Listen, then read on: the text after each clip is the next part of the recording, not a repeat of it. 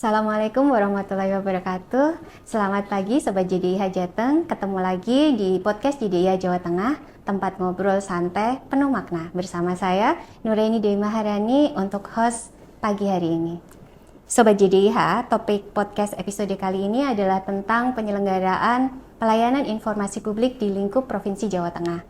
Kenapa kita pilih tema tersebut? Karena ini penting ya Sobat JDIH. Masyarakat itu punya hak untuk tahu, masyarakat mempunyai hak untuk mendapatkan informasi, dan kita juga harus mengetahui nih bagaimana komitmen pemerintah daerah Provinsi Jawa Tengah tentang penyelenggaraan pelayanan informasi publik. Baik, saat ini untuk membahas lebih dalam kita sudah bersama dengan dua narasumber yang luar biasa, Bapak Laksono Dewanto, iya, selaku PLT Kepala Biro Umum Setda Provinsi Jawa Tengah. Beliau akan menyampaikan dan berbagi informasi mengenai penyelenggaraan pelayanan informasi publik di lingkup Setda Jawa Tengah. Dan narasumber kedua kita adalah Bu Ermi Sri Ardianti. Selamat pagi, Bu. Pagi. Baik, beliau adalah Komisioner Komisi Informasi di bidang kelembagaan, monitoring dan evaluasi kepatuhan badan publik terhadap pelaksanaan keterbukaan informasi. Sehat semua ya Bu, Bapak? Sehat. Alhamdulillah. Baik, Sobat JDIH, kita tentunya sangat penasaran ya bahasan kedua narasumber yang luar biasa kali ini. Kita langsung aja ke pertanyaannya. Untuk pertanyaan yang pertama kita tujukan kepada Bu Ermi ya.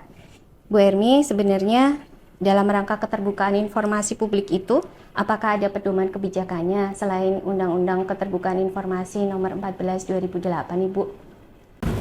Ya, terima kasih. Hai Sobat JDIH, perkenalkan saya Ermi dari Komisi Informasi Provinsi Jawa Tengah. Terkait dengan legalitas dari keterbukaan informasi publik, tentu selain Undang-Undang 14 tahun 2008 tentang keterbukaan informasi publik di Jawa Tengah juga sudah ada Perda nomor 6 tahun 2012 terkait dengan penyelenggaraan pelayanan informasi publik di lingkungan pemerintah Provinsi Jawa Tengah, dan juga setiap beberapa tahun sekali diupdate menjadi peraturan gubernur yang menyangkut tentang pelayanan teknisnya.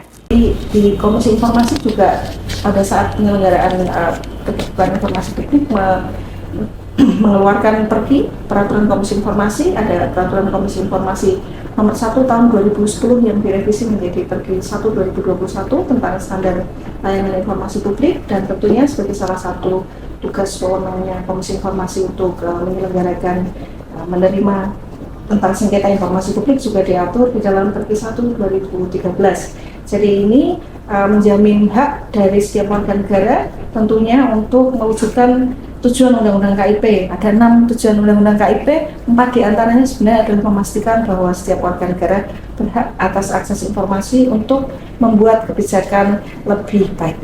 Baik, terima kasih sekali. Berarti sebenarnya konsep keterbukaan informasi publik itu bagaimana ya Bu?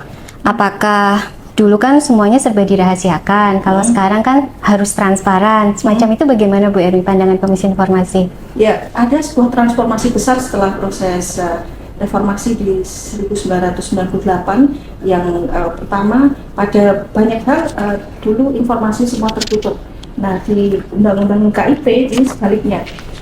Jadi pada prinsipnya semua informasi terbuka ya. Jadi kemudian kecuali yang dikecualikan. Jadi prinsip maksimum akses minimum exemption. Jadi sebanyak-banyaknya informasi yang dibuka dan sesedikit mungkin yang dikecualikan, dan kalaupun mau dikecualikan itu harus bersifat ketat dan terbatas melalui mekanisme uji konsekuensi. Oke, baik. Menarik sekali ya mekanisme uji konsekuensi. Berarti pada dasarnya filosofi Undang-Undang Keterbukaan Informasi Publik itu adalah masyarakat boleh nih mengakses semua informasi, terutama yang menyangkut tentang tata kelola pemerintahan publik daerah maksud saya. Nah, itu ada syarat dan ketentuannya tadi Bu sampaikan mengenai informasi yang dikecualikan. Berarti masyarakat nggak bisa mengakses semua informasi ya Bu? Ya, untuk informasi yang dikecualikan itu ada salah satu yang menarik adalah kalau uji konsekuensi itu ada menghitung dampak ya, jadi manfaat dan mudarat kira-kira lebih besar mana informasinya itu dibuka manfaatnya atau dikecualikan atau ditutup itu manfaat dan mudaratnya lebih banyak mana, sehingga sebenarnya yang dihitung bukan kepentingan badan publiknya atau lembaga pemerintahnya, tapi sebenarnya kepentingan publiknya. Nah, kalau informasi dikecualikan ada lagi satu adalah aspek jangka waktu. Jadi bila mana informasi itu dikecualikan atau dalam kondisi mana hal tersebut bisa dibuka juga. Misalnya di Undang-Undang KIP disebutkan bahwa ada informasi yang ditutup karena untuk kepentingan pendidikan, misalnya berarti misalnya badan publik mengecualikan terkait dengan data pribadi mungkin ya di beberapa hal seperti misalnya di medis, kemudian ada juga di perpajakan, itu dibuka apabila misalnya untuk kepentingan pendidikan. Jadi dia ada aspek-aspek yang sangat kualitatif juga terkait dengan pengecualian. Misalnya nanti di JDIH mungkin juga begitu ya, terkait dengan aspek kebijakan meskipun pada prinsipnya terbuka, tetapi bisa jadi di dalam SK tersebut juga ada aspek-aspek yang dikecualikan. Ya, baik, berarti sebenarnya selain ada informasi yang dikecualikan, itu ada informasi yang bisa diakses masyarakat ya Bu. Itu jenisnya apa aja ya Bu kira-kira? Ya, aspek keterbukaan informasinya itu sebenarnya secara global ada dua hal ya. Yang pertama adalah informasi yang terbuka yang dibagi menjadi tiga hal ya, informasi wajib berkala, kemudian informasi serta-merta, keduanya merupakan informasi yang bisa diakses tanpa diminta, jadi proaktif disclosure.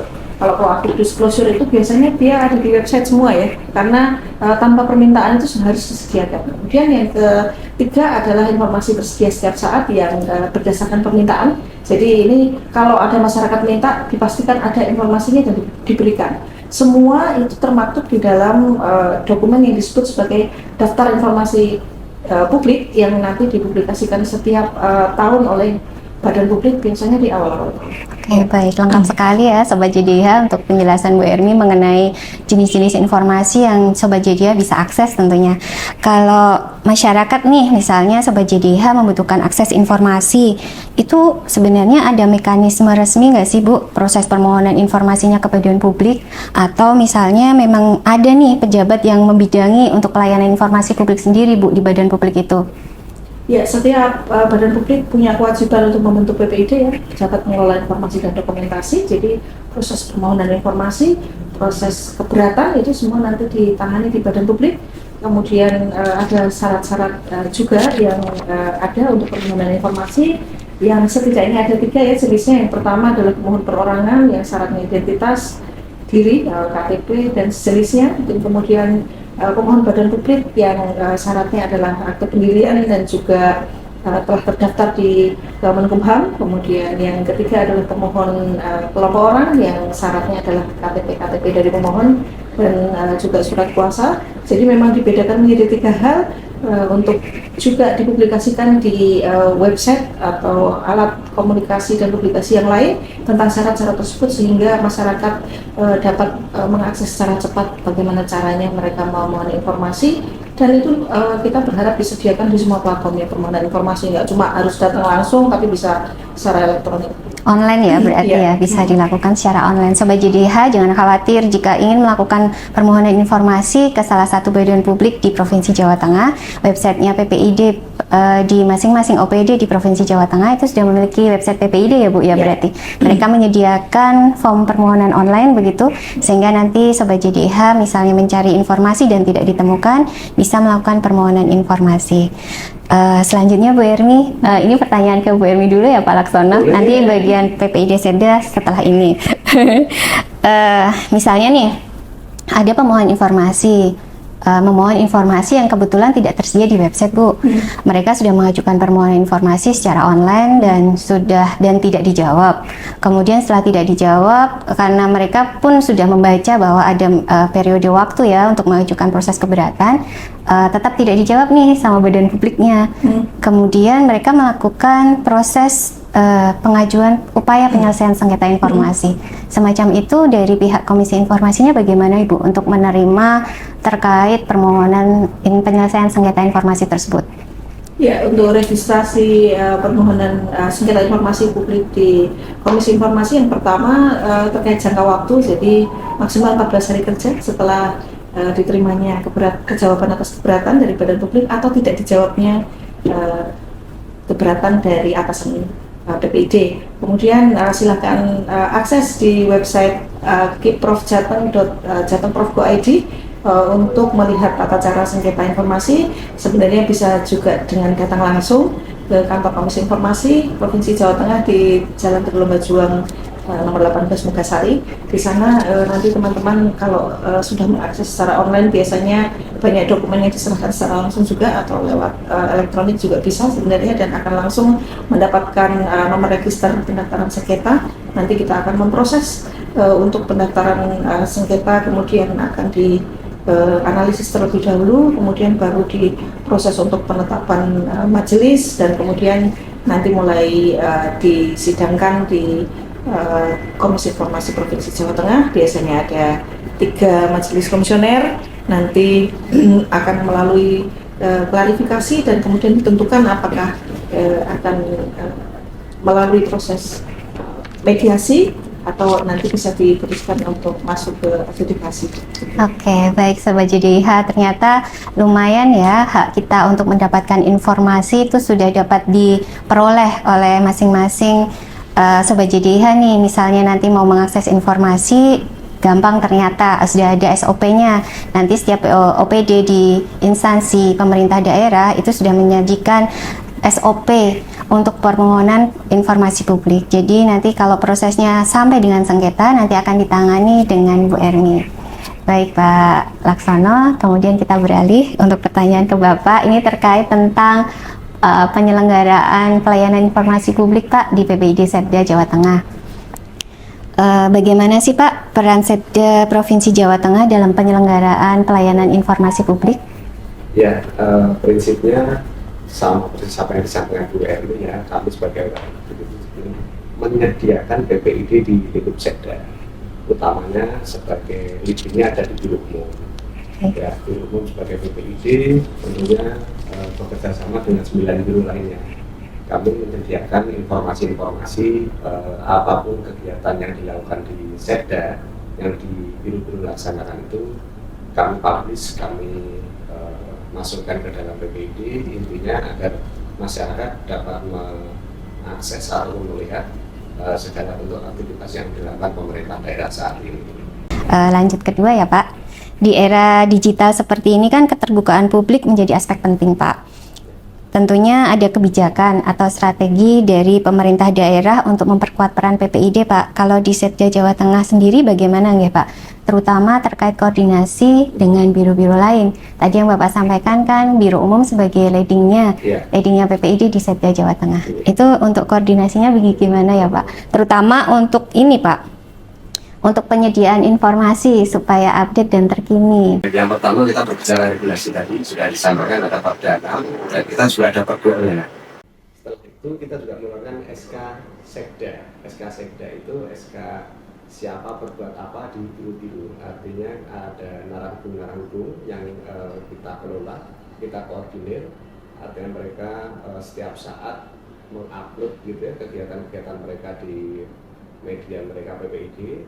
Lalu kami kelola menjadi satu, artinya kami kompilir itu masuk ke dalam PPID Setda kami, sehingga mereka juga bisa memantau hasil dari kegiatan mereka, dan masyarakat pun bisa melihat, oh ini PPID dari Setda kegiatannya sudah berjalan. Artinya kami selalu koordinasikan dengan pimpinan juga, dan kami juga melakukan selalu pertemuan gitu ya dengan para narangku, kita latih, kita tukar pikiran gitu, artinya apa yang kurang, apa yang belum, itu selalu kita update seperti itu ya. Jadi begini, di kami itu ya PPID selain melalui media sosial ataupun yang lain ya, kami juga menyediakan tempat di kantor gubernur itu di lantai 1 gedung A. Itu mereka bagi yang mau datang itu kami persilahkan, bahkan kami berikan fasilitas gitu ya, artinya untuk mereka menanyakan, mengakses, itu ada komputer segala macam di situ kami sediakan, sehingga mereka juga bisa bertanya maupun mengakses secara langsung. Itu mereka kami fasilitasi. Untuk mengarah ke AI nanti kita lihat sesuai kebutuhan, artinya sejauh mana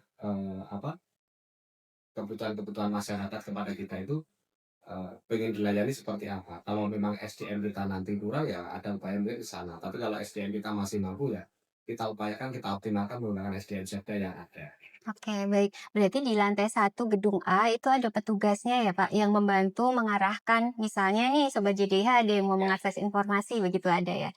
Oke. Kalau tantangannya apa ya, Pak, yang dihadapi Biro Umum nih selaku PPID Setda, Hmm.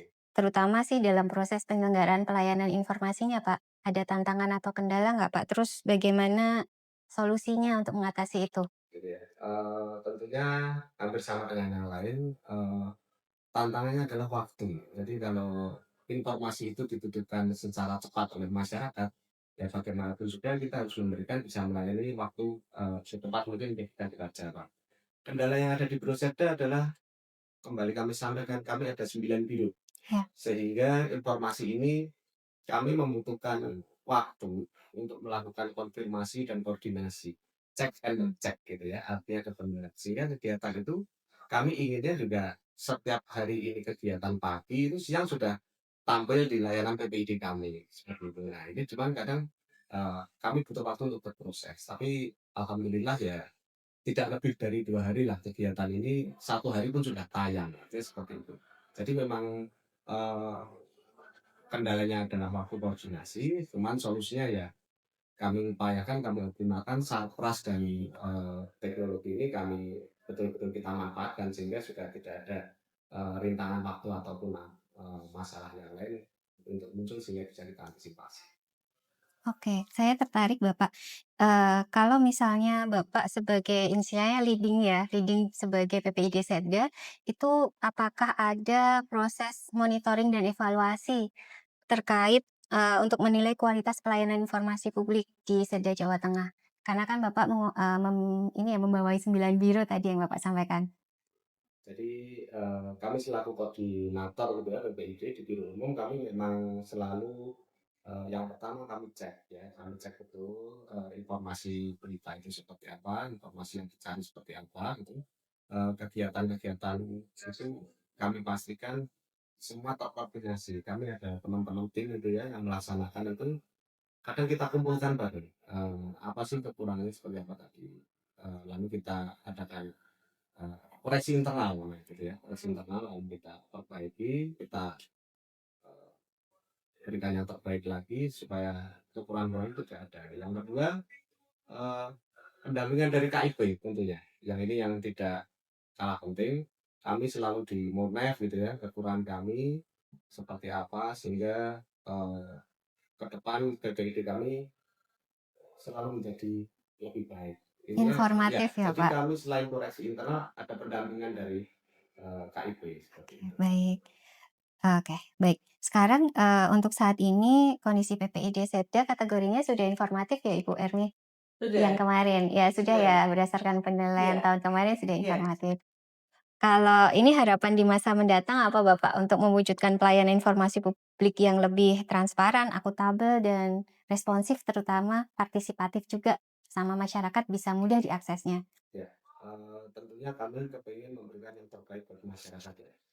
Informasi yang dibutuhkan masyarakat kami bisa menyediakan dan kami bisa melayani dengan baik sehingga masyarakat itu benar-benar merasakan bahwa pemerintah itu ada bagi masyarakat.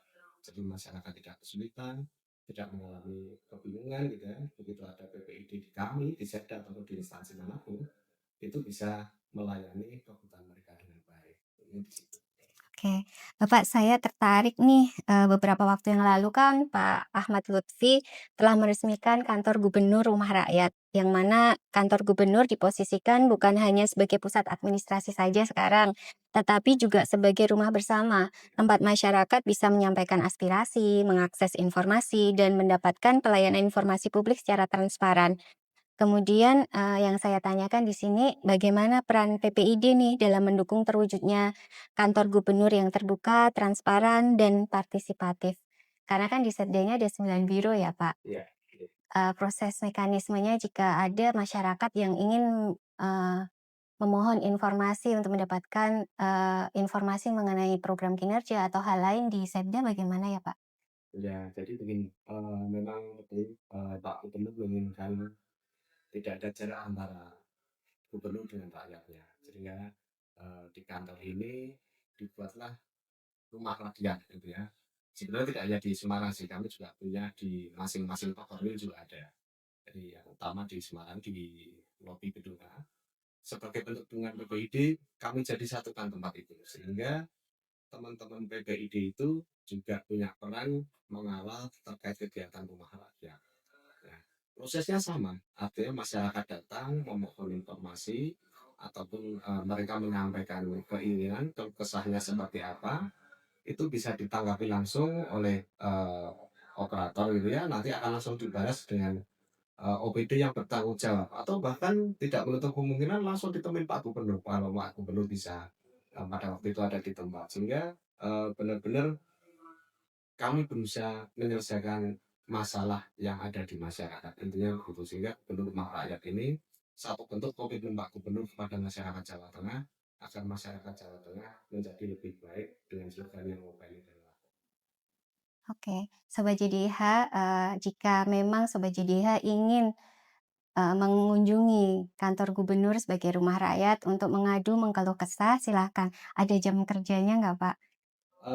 Kalau jam kerja kami sebagai aparatur sipil negara tentunya ada jam kerja kami. Gitu ya, jam 7 sampai jam 4 itu jam plat tulisnya. Lalu kalau misalkan mereka di luar itu ada kanal-kanal yang dari online itu juga sudah kami siapkan juga ada sehingga kalau memang yang kebetulan kepengen datang ke kantor gubernur silahkan datang. Tapi kalau yang memang di luar jam kerja silahkan melakukan laporan melalui aduan online. Oke, terima kasih sekali informasinya, Bapak. Ini pertanyaan terakhir, tapi kami tujukan ke Bu Ermi, Pak Laksana. Bu Ermi, sebagai lembaga yang berperan penting nih dalam mengawal keterbukaan informasi, kan tugasnya kan melakukan monitoring dan evaluasi, terutama untuk kepatuhan badan publik. Ya, bagaimana sih Bu tanggapan Komisi Informasi terhadap kinerja PPID Setda Jawa Tengah? Ada saran masukan atau enggak supaya semakin optimal Bu dalam memberikan pelayanan informasi publiknya kepada masyarakat? Ya, saya melihat ada transformasi penting dalam 1 tahun belakangan ya, paling tidak di tahun lalu. Jadi kira-kira kalau di tahun 2023 itu kinerja koordinasinya masih perlu banyak diperbaiki. Saya pikir sekarang jauh lebih baik. Itu terbukti dari kehadiran dari semua biro pada saat pembahasan. Contohnya data informasi kecualikan ya, karena data informasi kecualikannya bukan hanya milik biro umum, tapi semua biro yang ada di bawah sekretariat daerah. Nah, ini penting sekali karena koordinasi ini akan menentukan sebenarnya ketersediaan data dan informasi. Kalau sudah terkoordinir, mau minta data dari biro pasti lebih mudah. Artinya sebenarnya biro umum sebagai koordinator itu akan bersama dengan kontributor di masing-masing biro. Jadi sebenarnya satu kesatuan. Nah, menjadi satu kesatuan itu yang saya apresiasi karena ini akan mampu membuat organisasi jauh lebih efektif ya, terutama dengan bisa dilihat secara output, kita bisa lihat ketersediaan data di website PPID Setda juga sekarang jauh lebih baik daripada sebelumnya. Kita bisa lihat tingkat kepatuhan informasi masih berkalanya ya. Jadi nilainya sekarang jauh lebih tinggi. Meskipun bukan soal angkanya ya, tetapi berarti itu menunjukkan ketersediaan informasi sesuai dengan standar layanan jauh lebih baik. Jadi ini kuncinya kalau tadi bersama 9 biro umum itu adalah satu kesatuan, jadi nanti koordinasinya makin diperbaiki, misalnya nanti persiapan untuk tahun ini dan juga sebagai titik tolak untuk tahun depan, ini koordinasinya diperbaiki, mungkin nanti sistem informasinya diperbaiki.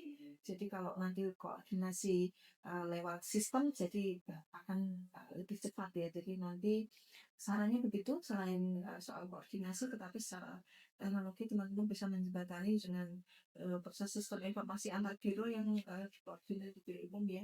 Jadi nanti kontributornya tidak perlu store secara manual sendiri-sendiri, tapi nanti kayak sistem sudah ada notifikasi dan juga bisa diisi secara langsung kebutuhan apa yang diminta oleh PPID sekretariat daerah.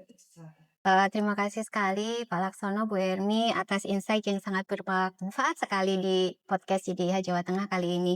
Sobat JDH, dari obrolan hari ini kita belajar bahwa keterbukaan informasi publik bukan sekedar kewajiban pemerintah saja, tapi juga merupakan wujud pelayanan kepada masyarakat agar lebih transparan, akuntabel, dan partisipatif. Jangan lupa ya Sobat JDH, kalau ingin mengakses beberapa informasi bisa menghubungi atau mengunjungi langsung di website PPID Setda Jawa Tengah. Kalau untuk regulasi di Jawa Tengah bisa mengunjungi website JDIH jatengprof.go.id. Nanti atau melalui kanal resmi ya Pak, di media sosial juga bisa ya. Baik, sampai jumpa di episode podcast selanjutnya. Saya Nuraini Dewi Maharani, undur diri, mohon pamit. Terima kasih sekali Pak Laksono dan Bu Ermi untuk ilmunya yang sangat bermanfaat. Assalamualaikum warahmatullahi wabarakatuh.